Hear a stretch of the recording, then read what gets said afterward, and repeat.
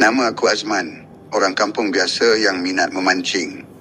Bukan kaki pancing tegar macam setengah orang, tapi kalau hujung minggu, aku suka keluar ambil angin dekat sungai atau tasik. Cerita yang aku nak kongsi ni bukan tentang aku, tapi tentang kawan baik aku sendiri, Johan. Seorang pemancing yang gila dengan ikan sebarau. Johan ni jenis tak kenal erti takut bila bab memancing. Kalau orang kata tempat tu keras, tempat tu ada benda, dia lagi suka pergi. Katanya, kalau rezeki ikan tu ada, apa nak takut? Setakat jin, takkan nak halang rezeki kita. Aku kenal dia sejak sekolah lagi. Jenis mulut kuat tapi hati keras. Tapi kali ni, aku sendiri saksikan macam mana kegilaan dia terhadap ikan sebarau hampir meragut nyawa dia sendiri. Satu pagi, Johan ajak aku ikut dia ke satu lokasi terpencil dekat pedalaman Gerik, Perak. Sungai tu katanya baru dia tahu dari kawan nelayan hulu. Airnya jernih, dalam dan katanya banyak sebarau besar. Tapi masa kami sampai ke sana, ada seorang orang tua kampung duduk tepi jambatan. Dia cuma tengok kami dari jauh, senyum nipis dan pesan, "Kalau nak memancing, memancinglah. Tapi jangan tamak. Dan jangan bawa balik semua yang kau dapat." Aku senyum je, tapi Johan sempat balas sambil ketawa. "Baik Tok, saya ambil yang besar-besar aja." Aku nampak orang tua tu cuma geleng kepala, tapi masa aku toleh semula, dia dah tak ada. Kami turun ke sungai dalam pukul 8 pagi. Airnya jernih betul, tapi tenang semacam. Aku rasa sunyi sangat, cuma bunyi burung jauh dan aliran air perlahan. Johan dah semangat baling umpan. Dia guna gewang merah kilat, kata umpan tu paling digilai sebarau. Tak sampai sejam, aku dengar suara Johan menjerit, "Man, strike!" Aku tengok joran dia melentur habis tali berdesing macam bertarung dengan benda besar. Aku tolong pegang joran, tapi terasa macam bukan ikan biasa, berat dia luar biasa. Lepas hampir 15 minit, muncul seekor ikan sebarau dari dasar sungai. Besar dia, Masya Allah, hampir 2 hasta panjangnya. Tapi yang buat aku kaku, mata ikan tu merah menyala, bukan merah biasa. Dan sisiknya memantul cahaya macam emas hidup. Bulu roma aku meremang. Aku kata, "Johan, lepaskan je lah ikan ni. Tak sedap hati aku." Tapi Johan ketawa puas. "Kau gila, Man. Ni sebarau idaman aku. Dah bertahun aku cari saiz ni." Dia terus masukkan ikan tu dalam tong ais. Aku nak halang, tapi aku tahu kalau aku cakap lebih, dia akan anggap aku penakut. Petang tu kami balik. Johan nampak puas hati betul. Dia tunjuk ikan tu pada jiran-jiran, pada anak bini dia. Orang semua kagum tengok saiznya. Tapi masa aku singgah rumah dia, aku perasan sesuatu bau busuk yang pelik dari arah dapur. Bukan bau hanyir ikan, tapi macam bau bangkai lembab. Ikan tu dia gantung dekat sinki. Tapi yang buat aku seram, mata ikan tu masih merah, seolah-olah memerhati orang yang lalu. Aku tegur Johan, "Kau tak rasa pelik ke ikan ni tak kecut mata? Macam hidup lagi." Dia cuma gelak. "Kau ni banyak tengok cerita seram sangat, Man." Malam tu aku balik, tapi hati tak sedap.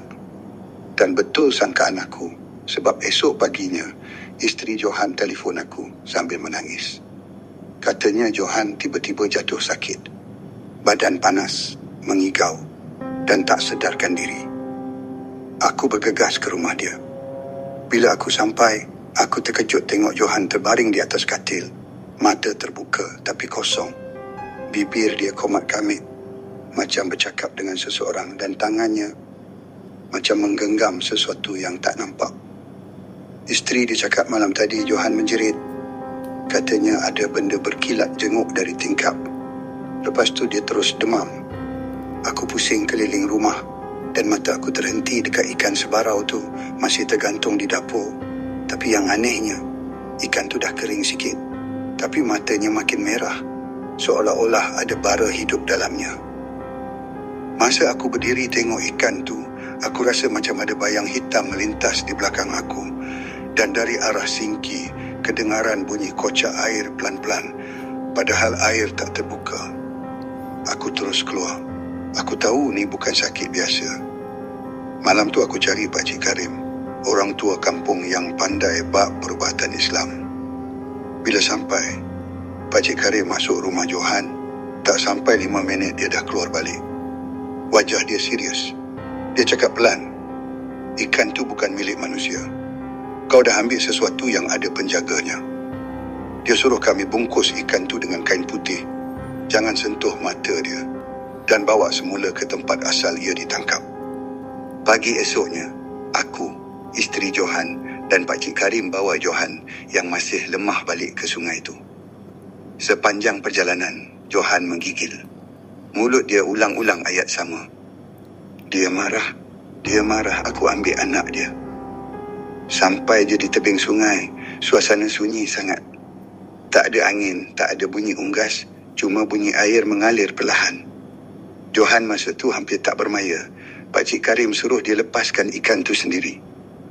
Dengan tangan menggigil, Johan buka balutan kain tu. Aku sendiri tak sanggup pandang lama. Ikan tu masih segar padahal dah 2 hari.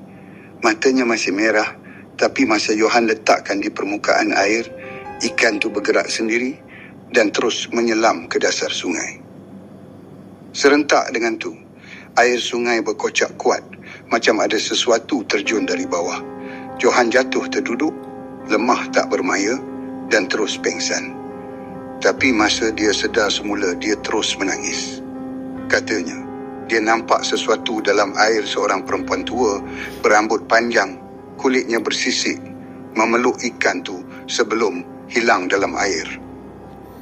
Sejak hari tu, Johan tak pernah turun memancing lagi. Dia sembuh sepenuhnya lepas seminggu. Tapi perangai dia berubah. Jadi pendiam. Bila orang ajak memancing, dia cuma senyum dan geleng kepala. Pernah sekali aku tanya, Jo, kau nampak apa hari itu sebenarnya? Dia pandang aku lama. Lepas tu dia cakap perlahan, itu bukan ikan sebarau biasa, Man. Ikan tu ada penjaga. Penunggu sungai tu kata, ikan tu anak dia. Bila aku ambil, dia ikut aku balik. Malam tu dia berdiri kat kaki katil aku. Rambut dia basah, mata dia merah. Dia minta aku pulangkan balik anak dia. Lepas dia cakap tu, Johan terus diam. Sejak tu dia tak pernah cerita lagi pasal kejadian tu. 3 bulan lepas, aku lalu balik kawasan sungai tu. Aku berhenti sekejap, cuma nak tengok tempat lama. Airnya masih jernih tapi sunyi sangat. Bila aku berdiri dekat tebing, aku rasa macam ada sesuatu memerhati dari dasar air. Dan tiba-tiba, air tu berombak perlahan macam ada ikan besar lalu bawah kaki aku. Aku terus berundur. Dalam hati aku terlintas satu perkara, mungkin penunggu tu masih ada, menjaga sungai dan keturunannya. Sebab itulah aku selalu pesan pada orang yang kaki pancing, jangan tamak. Kadang-kadang bukan semua ikan tu untuk kita. Ada yang bertuan. Ada yang kalau kita ambil, kita kena bayar harga yang bukan dengan duit. Dan setiap kali aku teringat mata ikan sebarau tu merah menyala, berkilau dalam cahaya petang, aku tahu ada sesuatu di dasar sungai tu yang masih belum lena.